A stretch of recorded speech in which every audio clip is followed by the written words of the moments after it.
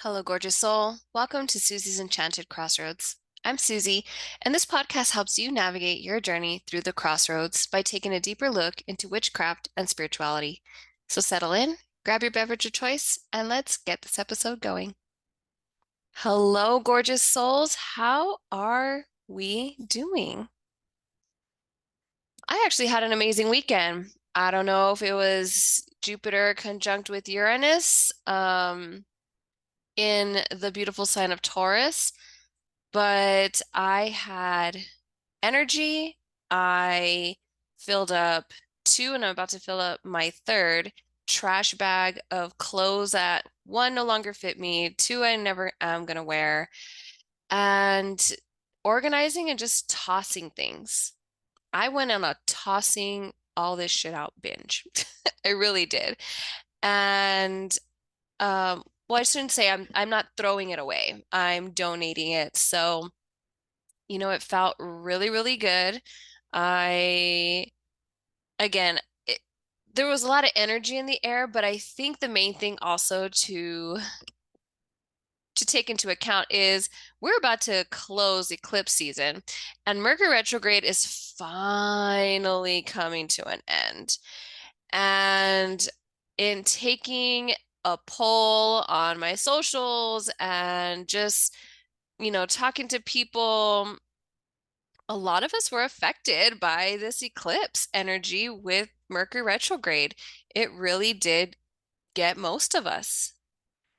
And not to mention, we were in the sign of Aries and just that fire energy.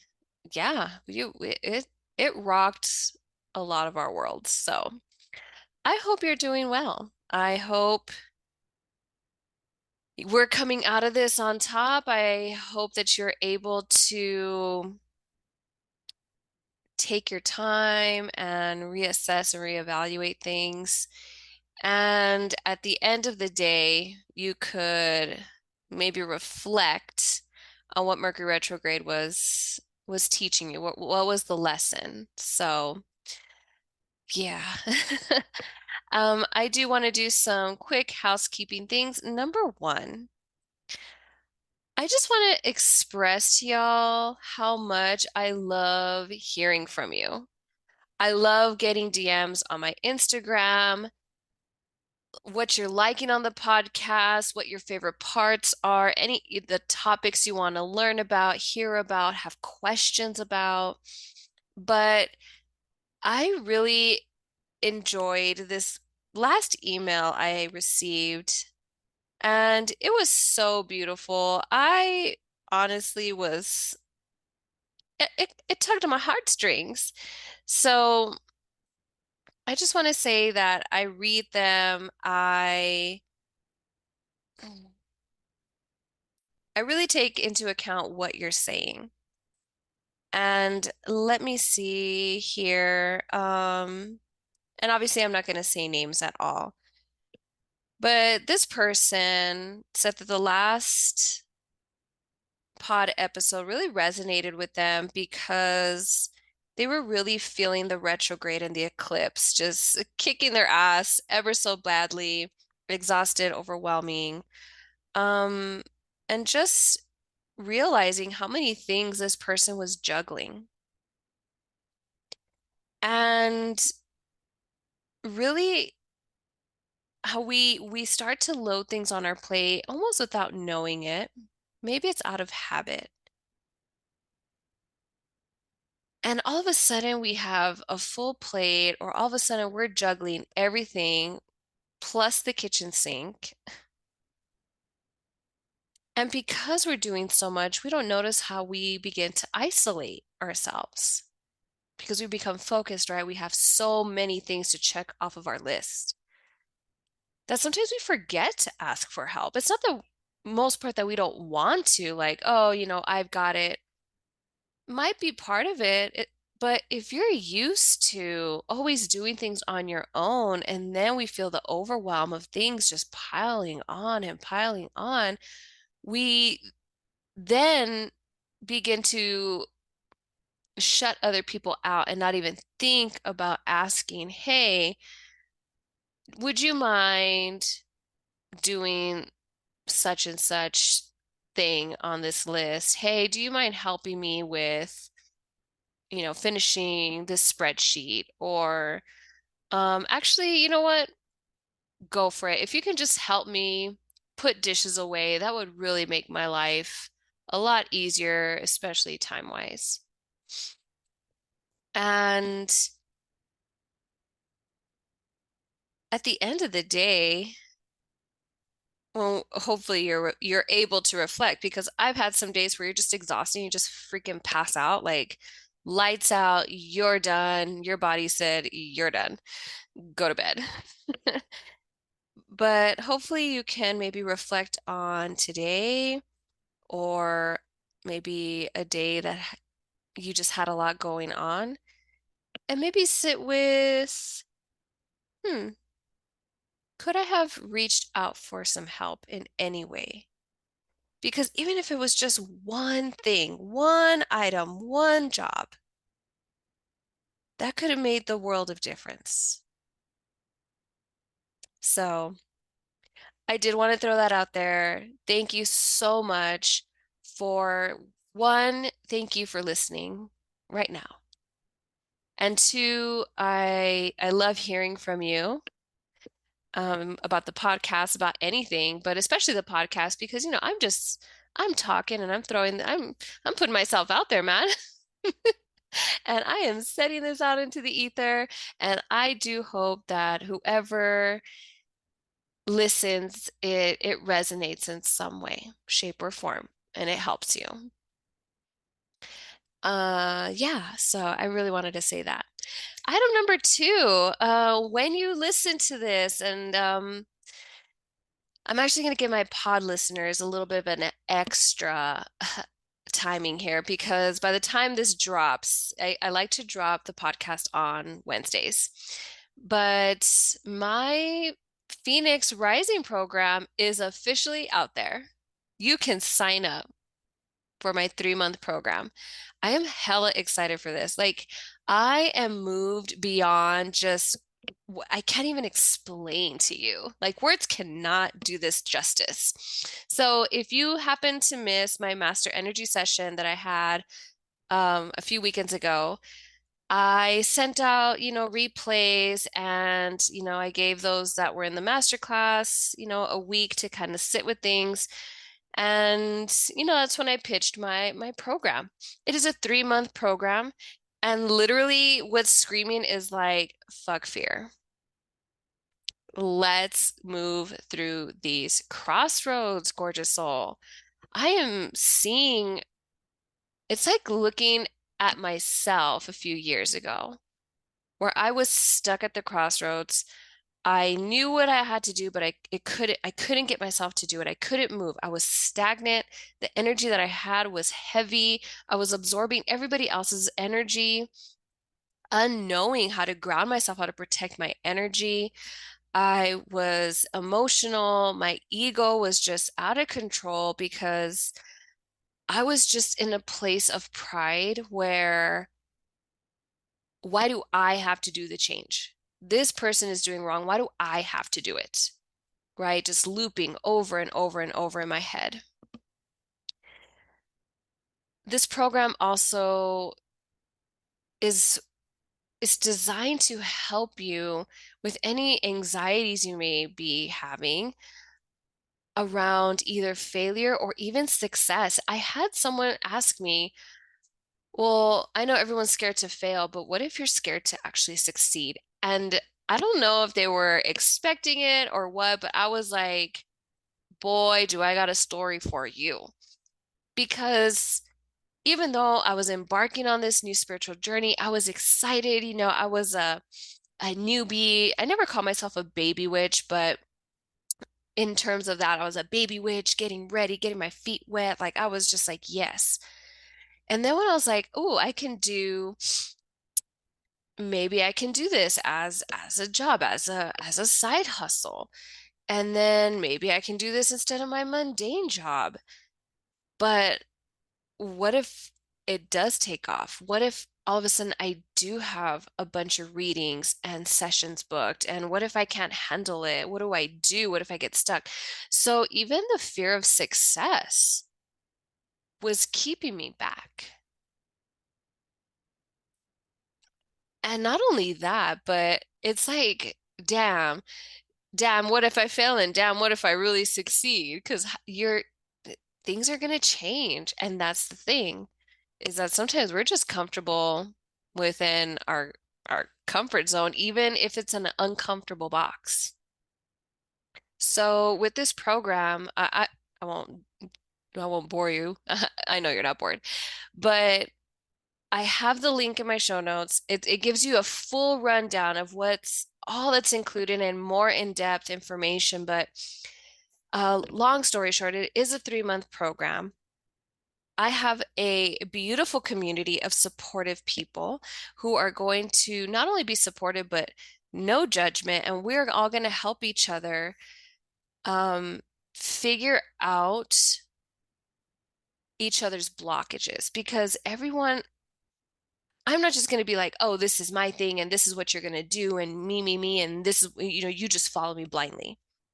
This is an open convo in the community because everybody has a beautiful piece of wisdom they can always share with each other. Then we do guided meditations. I send you a Reiki meditation where you can access it at your leisure whenever you get a chance. And that's going to be available to you um, for the 3 months. And then you get a one-on-one with me. And within that one-on-one, we dig deep, we figure out, hey, this is what I'm dealing with. And we just take it apart piece by piece gently. So, and then a few other little goodies in there, but those are secrets. So, um, sign up. The early bird pricing right now is set to end on 4/24/24. It's a palindrome date, y'all. I just freaking love that shit. So, but for my lovely podcast listeners, if you send me an email and you tell me, hey, heard the show. I caught this on a Friday though, and you tell me Phoenix podcast or whatever. Let me think about that. I didn't what did I have set? I think I did put Phoenix podcast. Put Phoenix podcast and I will extend that payment date for you because it is going to go up. So for you lovely podcast listeners, I'm going to hold that early bird um, price point for you until Sunday. And by Monday morning, we're going to move on. So, but email me if you know what, Susie, if I really want to do this program, I get paid the first. Can we work it out? And be like, bet, I got you. That's what I'm here for, right? So yeah, just send me an email or send me a DM on my socials, Phoenix Podcast, and I will for sure honor the early bird price for you. All right, let's get into this episode. Um, so today we're going to be talking about witchcraft tools. And there's some basic tools that every witch usually likes to use, but let me set you with this little tidbit. You don't need all the stuff. Your witchcraft and your craft does not need to be complicated. Remember, you are the magic. All the other things are cool to have. They do have their uses, don't get me wrong, but if you're just starting out, please don't feel like you have to purchase all of these things in order to make your craft amazing. You make your craft amazing. Don't get into your head about what it looks like in comparison to other people's. Okay? You're the magic. End of story. You don't need all this stuff. Um, I know I went into a few things, I think last episode about oils and about herbs, but we're going to get into, and I can further break these down, which I think I might, but we're just going to get down to different tools that are used. Now, some of these things are used in Wicca. I am not Wiccan. I don't I don't do or subscribe to that Wiccan religion. But a lot of these things are used for it. So when doing my research, a lot of these things come up and they're associated with Wicca. Don't feel that because you're using these things that you are a Wiccan. Okay, like I just wanted to make sure I get that out there. Um, but these are just common tools. So, let's get down into it. Let me look at my notes. That way I don't ramble. And here we go. Okay, so I'm going to tell you the element and how it goes with the the tool, the the tool. Actually, let me take a sip. This would be a good time if you have water nearby or whatever your beverage of choice is right now. Not to wet the whistle. All right, here we go. Um, so let's go ahead and start with, I just want to start with the wand, okay? Because we all see it. We always see the witch with the wand, the broom, the familiar cat. The wand is paired with the element of air, and it's usually a long length of wood, right? So it's used to summon spiritual energies. And the thing with the witch's wand is that you're really drawing down and you're really pinpointing where you want the spell or the magic to go. Okay. I do want to say that some traditions also consider this a tool of fire, but more often than not, they do associate it with air. But either one, it could be made from any material. It doesn't have to be just wood. It could be metal or it can be rock, gemstones, or crystals. So I have a crystal point that I kind of like to use as my wand if I were really sending the energy to a specific point. So, and then if you're gonna be using your wand, when you're channeling the energy during that ritual, you want to think of your wand as an extension of you, but also what it's made of. So if you are going to use wood for your wand, usually it's willow or oak, something, pretty sturdy. I've seen some wands that have crystals attached to it, but this is where your wand is for you, right? Just like we've seen in almost all the movies, especially Harry Potter, when the wand picks the witch or the warlock or the wizard. So understanding what your wand is made of is very, very beneficial.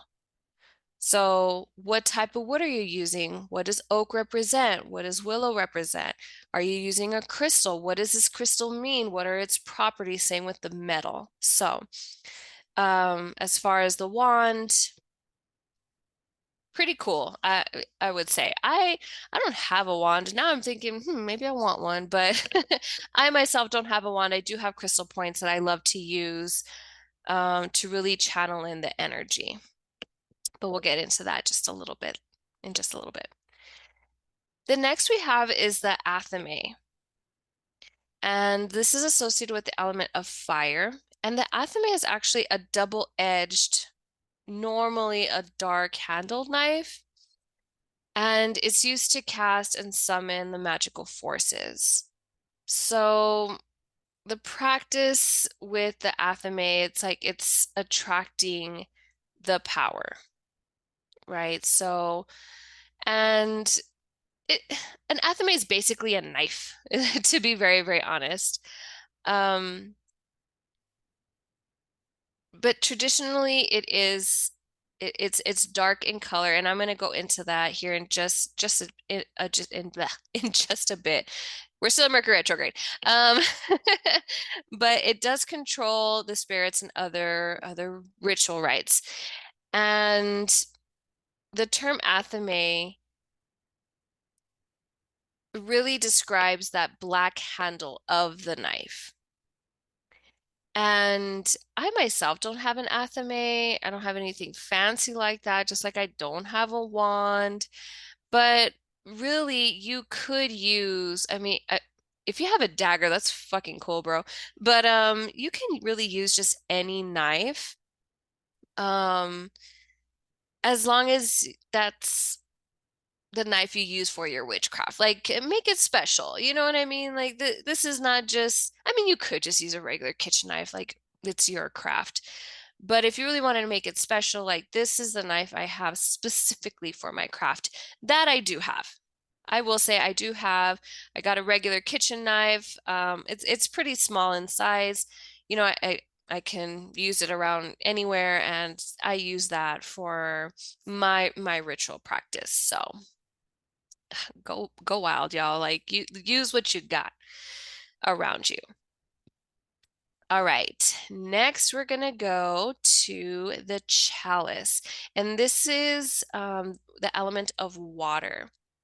So a chalice is truly a cup or a bowl, could be a chalice, and it could be made of any material and basically whatever shape aligns with you. So it could be made of metal, it could be glass. This is totally up to you. And this is actually seen as a feminine tool, whereas, the athame is seen as a masculine tool.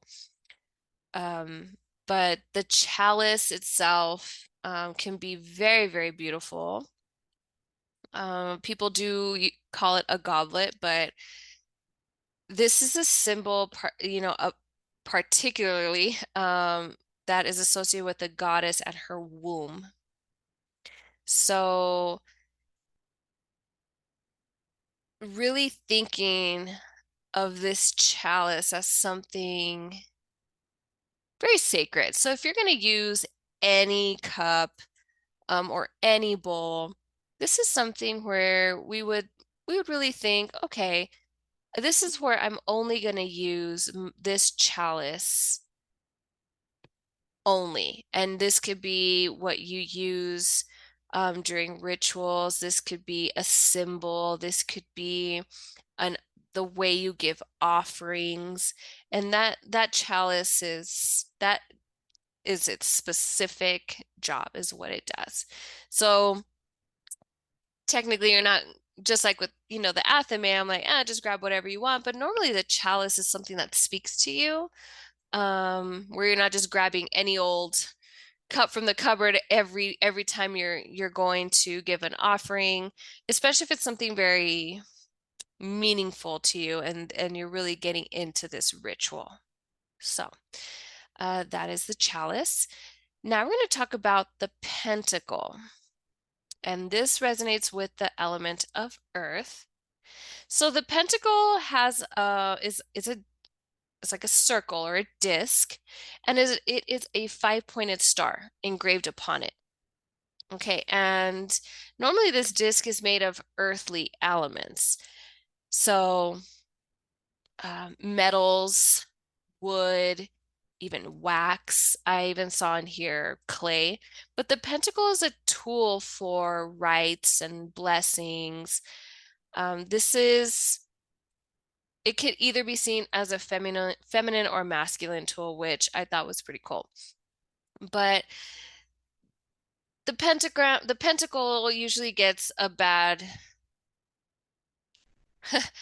whenever someone sees it and they don't know what it is, they totally freak out because they think right away, oh, it's the upside down pentacle and it's evil, it summons a devil and all these things, right? Trying to fearmonger because they don't know what it is. But it is the most common symbol. Basically just a circle with a star inside. And that is used a lot in like protection magic, but it's just has this magical energy upon it when you use it. Okay, and it's not evil, it is not bad. Okay, but when you're using this, it really is a consecration of your ritual. So normally you see it at any esoteric shops. You may see it on a bunch of altars, which we'll get into shortly. So don't fear it.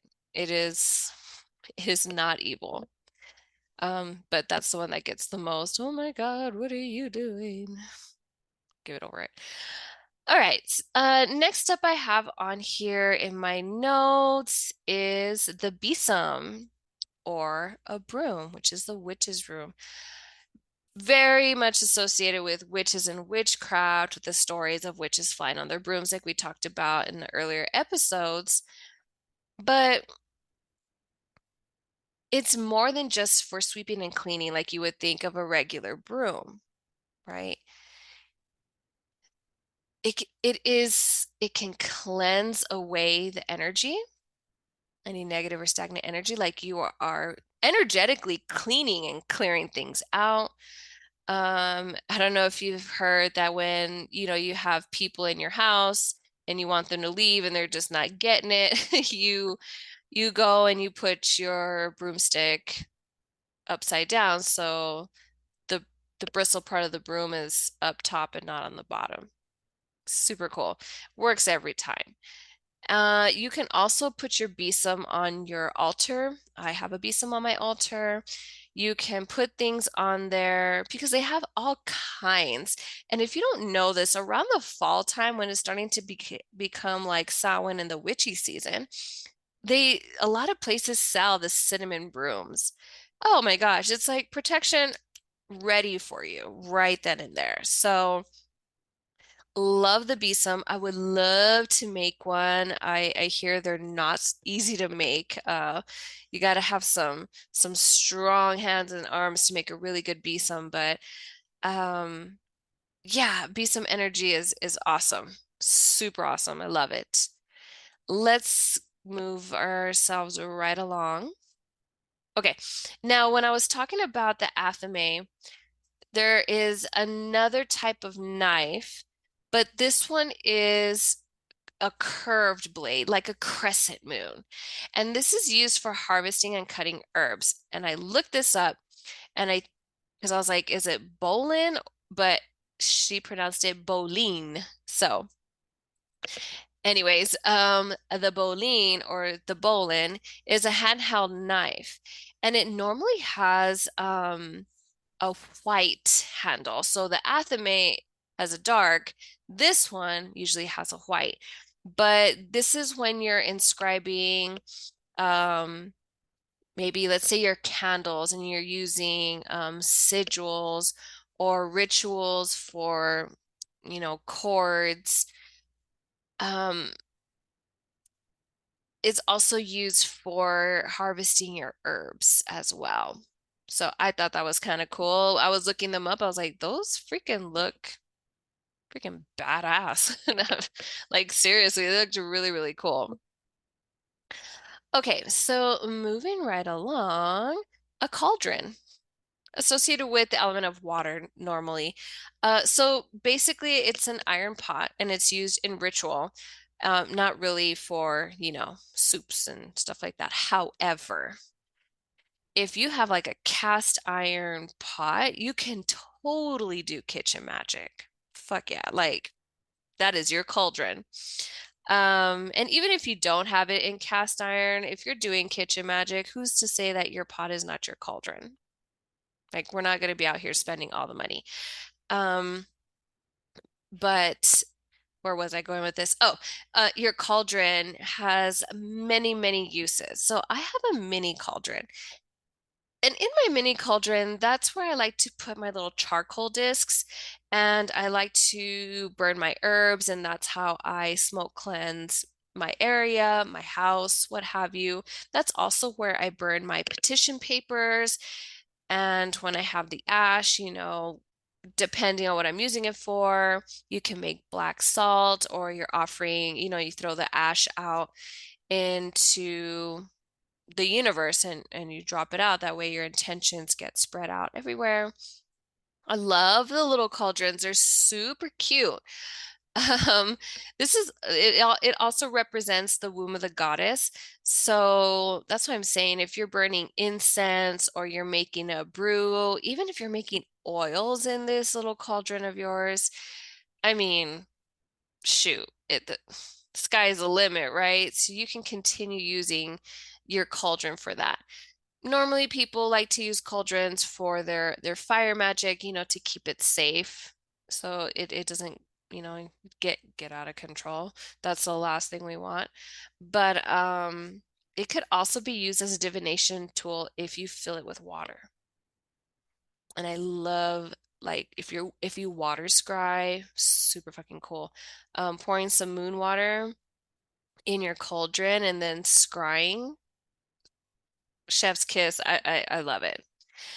Okay, let's see, what else do I want to talk about? I don't want to bombard you with a whole bunch. I just wanted to give you, like, okay, here are the things that normally you'll see typically everywhere. Um, Candles. Candles are also used in a lot of witchcraft magic. I love candle magic. So you can make your own candle. I love making my own candles. It just really, I mean, when I have time, right? It's a whole process, but I really connect if I'm going to do a ritual with the candle. So melting down the wax, adding, a fragrance, adding any flowers or herbs, crystals to it, and just infusing it from start to finish with the energy. So, um, you can have them in a vessel, you can have them in a pillar. Your wax may take a shape. I'm sure if you haven't seen them, I've done ritual magic where it's a couple and they're hugging, and it's a beautiful ritual to increase, the love and the respect and the bond between two people, all that stuff. Color magic with your candle, which allows you to establish a particular intention. But what I love about it is that a white candle is basically all you need. Tall, fat, a tea light, perfect. So just be very, very, very mindful of what you are dressing your candles with. Please always practice fire safety. Please, please, please. We don't want you to burn anything down or burn yourself or cause any harm to yourself or others. What else do I want to say? I touched about on this a little bit, but normally a smoke cleansing stick, any bundle of dry plants can be used to purify your space. Please be mindful of plants that can be burned. Don't just be grabbing stuff and burning it, and you don't know if it's toxic or not. Um, and to keep the ash from your incense, because that could be used for black salt, which we'll get into in a later episode. Let me see what I got here. Oh, duh, the altar. Hello. All right, so the altar. The altar is seen as a sacred space to place your ritual objects, to place your athame, your chalice, your pentacle, your cauldron, your wand, what have you. And basically, what you put on your altar is whatever you fucking wish. Like whatever you want to put on there, you put it on there. It is a symbol of your practice. You are setting the intentions of the moment or for the month or for the year, what have you, on that altar. You can change it with with your moods, you can change it with the seasons, you can change it with the moon cycles or the planetary cycles. It can be small, it can be big. You can have it for everyone to see and display it because it's your altar. Or you can have a very small one tucked away in a corner. You can have it a travel altar or an altar where nobody sees it in a shoebox under your bed. Your altar is for you. And don't forget about your inner altar, your altar within, which is what I base all my programs on so far. Honoring your inner altar and what drives you, what you want to give to yourself, all the things. Your altar can be as elaborate as you see on the Pinterest pictures, or it can be as simple as just a candle and a glass of water. And that's it. It is up to you. That's where I don't want you to get stuck in your head like, oh my gosh, I don't have all these candles and statues and this satin for my guides and I don't have food on there. It doesn't fit. No, you don't need to have all those things. You really don't at all. So I just wanted to give that little PSA. I touched briefly on crystals. Freaking love crystals, dudes. I used to collect rocks as a kid, and I bet you couldn't even put the two together. But yeah, crystals can be used as part of your witchcraft practice. Mm, you can set an intention with your candle and then add some crystals to amplify it.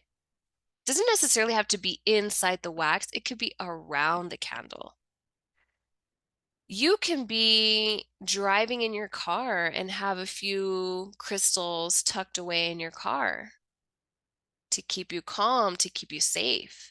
Same thing if you're on social media a lot for work or on a laptop where you're constantly having to deal with emails and having some crystals to cleanse the energy.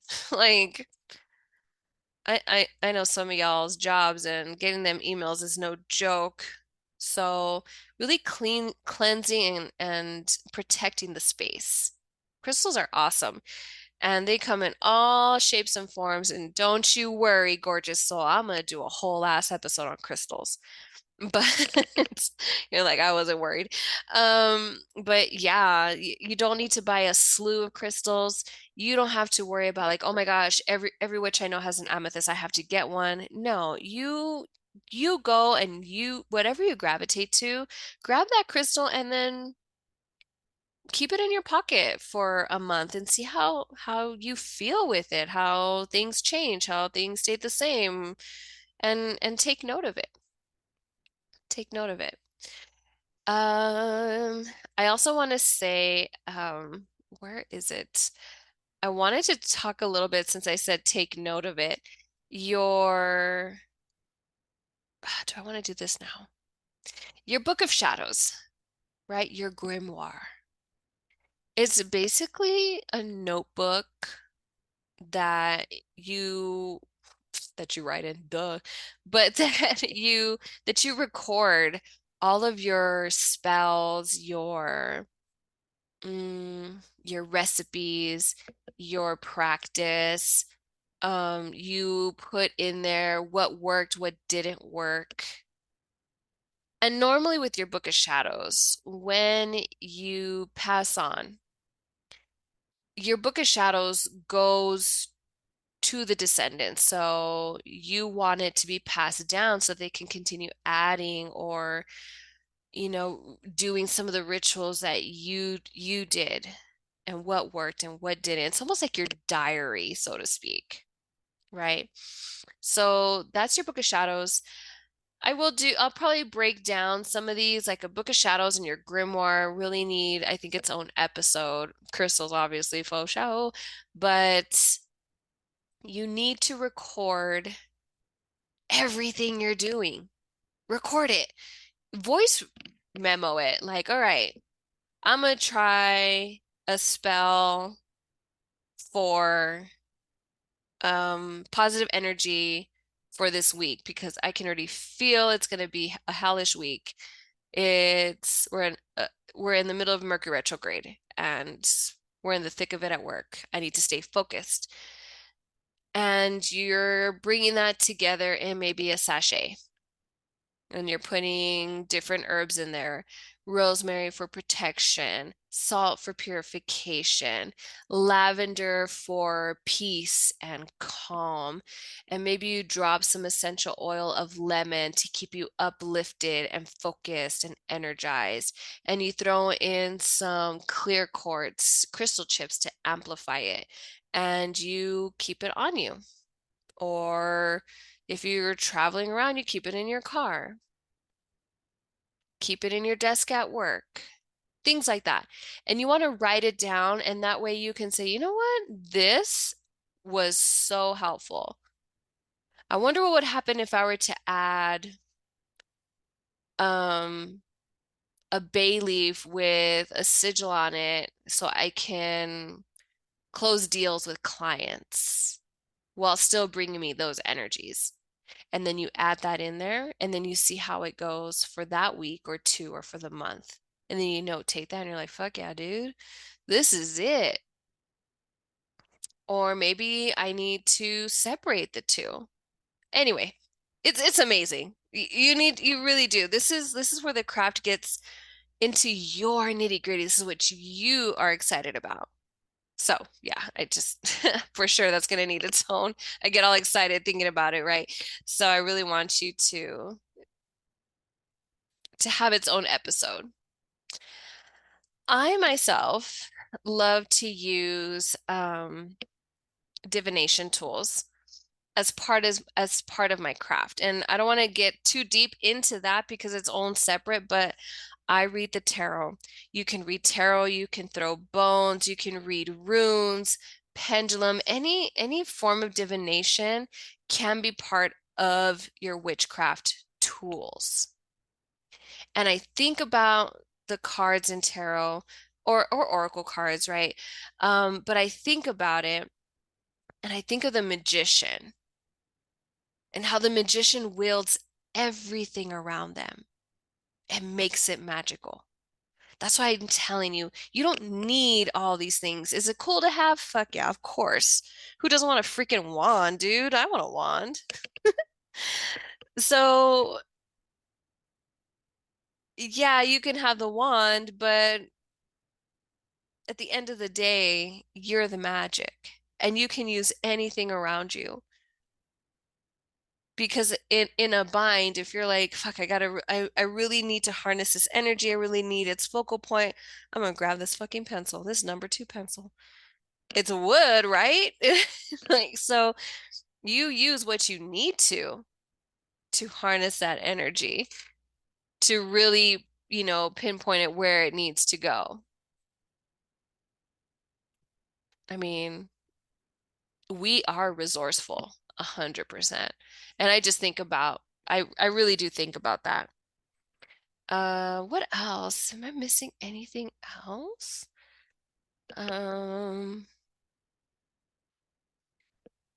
I do want to say that if you are smoke sensitive, you can also use a bell. Um, that is also a cleansing tool because if you're smoke sensitive, can't have smoke in your place, you have young children or pets, I did want to, I know I said incense earlier, but I do want to be mindful of those that cannot. So using a bell is also very, very helpful in cleansing of moving the energy around, especially like singing bowls. Ooh, singing bowls. Amazing. That can start or finish, your ceremony or your ritual. Freaking love it. I already talked about the Book of Shadows. Yeah, your personal grimoire. Okay. So let's say you have the things. Even like what you're wearing can be part of your tools. So if you're going to go outside on the full moon, which we have a full moon, well, we had it yesterday by the time this drops in Scorpio, which, depending on where you're at, um, yada yada. We'll discuss moon magic later, but we just had a full moon in Scorpio. I am a Scorpio moon.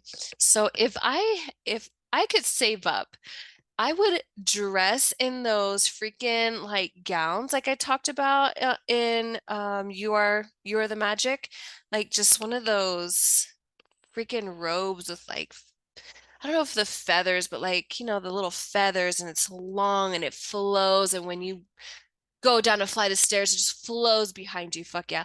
Anyway, so you can use that. Crowns, if I went on a crown little binge, so I got two crowns. A crown, grab yourself a little candle if you want.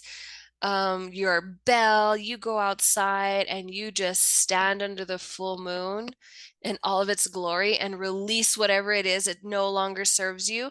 But then you also bring in like your power. Oh my gosh. Look what you just did. You just used all the elements right there. Fuck yeah.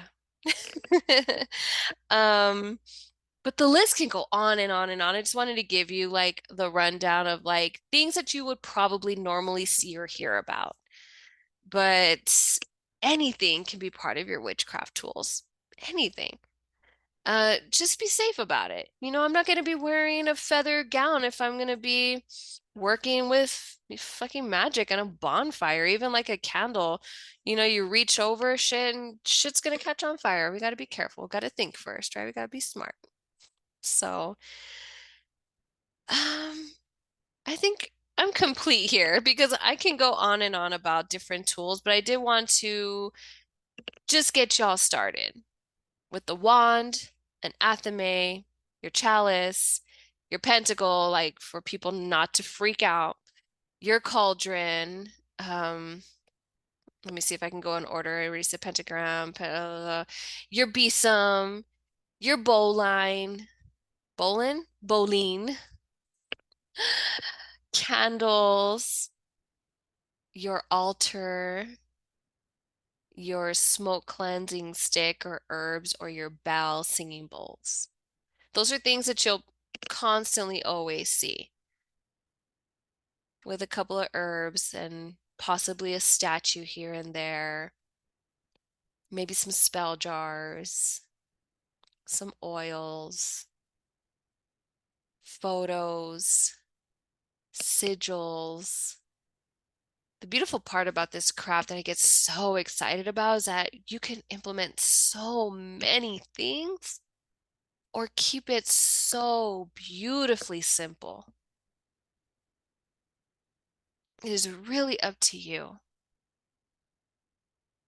So, I would love to hear what you thought of this episode. If there's anything you would love to add, hey, Susie, what about this? I would love, love, love, love to hear from you. What else do I got going on? I think that's it.